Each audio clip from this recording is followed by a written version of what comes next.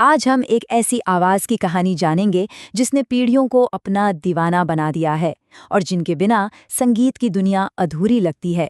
Legendary Mohammad Rafi साहब।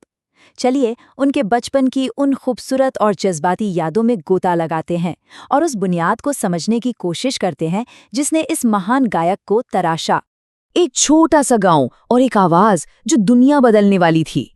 बात 1924 की है। पंजाब का एक बेहद शांत और धूल भरा गांव कोटला सुल्तान सिंह। यहीं एक छोटे से बच्चे का जन्म हुआ। सब प्यार से उस नन्ही जान को फीको बुलाते थे।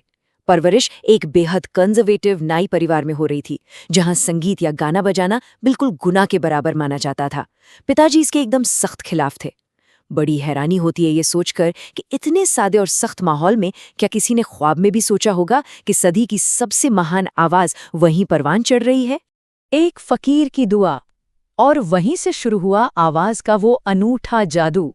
गांव की उन छोटी छोटी पतली गलियों में ना रोज एक फकीर गुजरा करता था।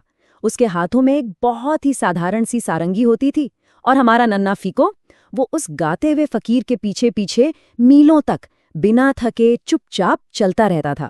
वो आवाज, वो धुन उस बच्चे को पूरी तरह से मेस्मराइज कर देती थी।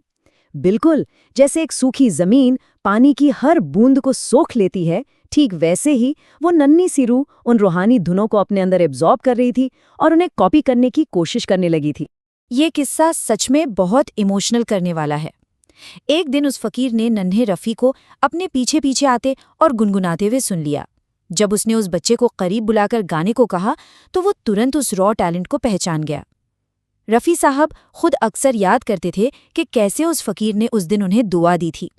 कहा था कि ये बच्चा एक दिन बहुत आगे जाएगा। बस उसी एक पल ने, उसी एक आशीर्वाद ने उनके अंदर दबे हुए उस जादू को पूरी तरह से जगा दिया। घर में पिताजी की सख्त नाराजगी थी, पर उनके बीच एक ढाल बनकर खड़ी थीं उनकी दादी। तू फिक्र मत कर, मैं संभाल लूंगी। ये अल्फाज भले ही छोटे हों, पर उस वक्त उस नन्हे से बच्चे के सपनों के लिए ये किसी पहाड़ जैसी ताकत थे। दादी का वो सपोर्ट सिस्टम उनके इस सफर का पहला बड़ा सहारा बना।